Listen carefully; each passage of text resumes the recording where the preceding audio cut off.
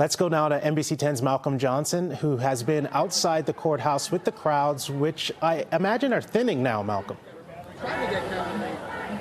They are thinning, but what we are seeing is still some of the very passionate Karen Read supporters. If you look just across the street, there are a good amount of them that remain behind the barricades here, having their voices heard. We want to speak here with Aidan Kearney, better known as Turtleboy. Hey, Malcolm. You were inside of the courtroom as this came down.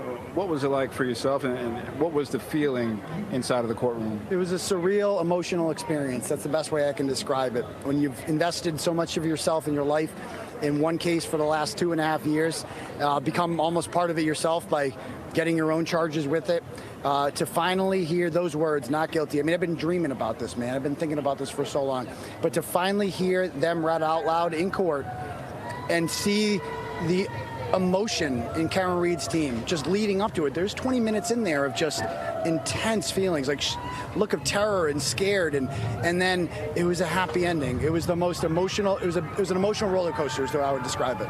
As the different charges were read one by one, what were your feelings as the different ones were read aloud? So when I heard not guilty with murder, I felt good with that, but I was expecting that because the last jury also acquitted her of murder. We knew that the second charge was the contentious one of manslaughter, and when he said not guilty of that, oh man, and we all kind of inferred from the questions they asked yesterday that that was the one that they were stuck on, particularly count 5.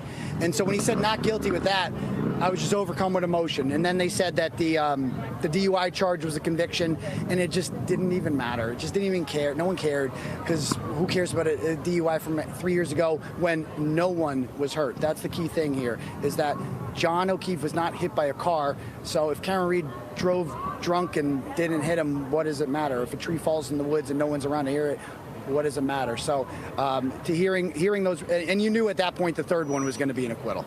And lastly, what would you say to those who feel like John O'Keefe still hasn't received justice?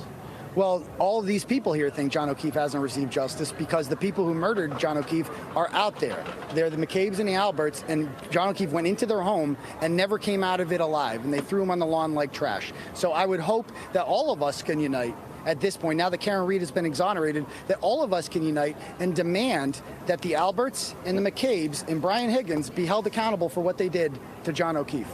Aidan, thank you for your time. You, Malcolm, thank you. A lot of mixed reactions and feelings here. We're going to send it back to you all in studio as we continue to get the pulse of feelings outside of the courthouse now that the verdict is known. All right, Malcolm, we appreciate it.